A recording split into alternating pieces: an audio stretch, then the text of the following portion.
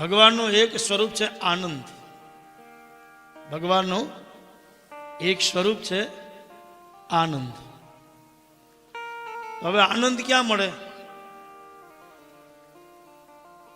કોઈ પણ મોલમાં લેવા જાઓ, કોઈ દુકાનમાં લેવા જાઓ, અમુક વસ્તુ છે ને, આ ત્રણ વસ્તુ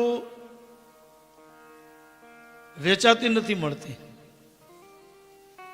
આમ તો ચાર વસ્તુ છે ને વેચાતી નથી મળતી. પહેલું શાંતિ વેચાતી મળે.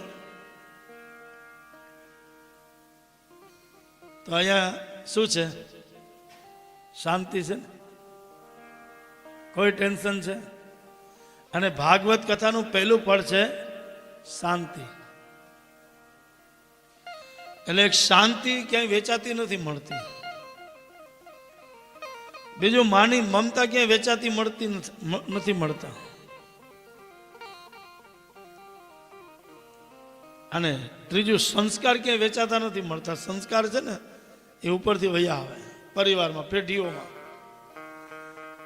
संस्कार की सरिता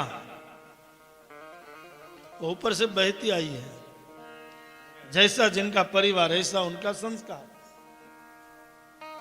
कभी कभी किसी के घर पे जाओ तो छोटा बच्चा हो और कोई महापुरुष,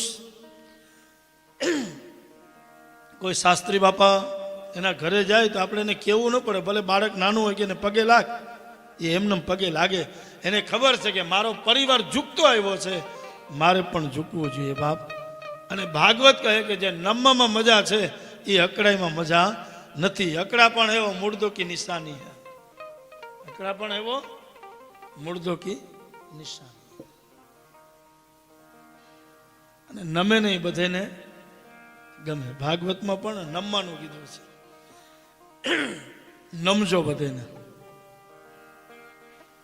અને ગંગા સતી પણ ભજનમાં એમ જ કે જે નમવામાં આનંદ છે એ અકડાઈમાં આનંદ. ભાનભાઈ નમી લેજો. અને નમશો ને તો જગતમાં બધાને ગમશો, અને નમશો તો જગતમાં સુખ મળશે. નમી લેજો પાનભાઈ. સંસ્કાર વેચાતા નથી મળતા, આ પરિવારમાં ઉગે. સંસ્કાર છે એ પરિવારમાં ઉગે.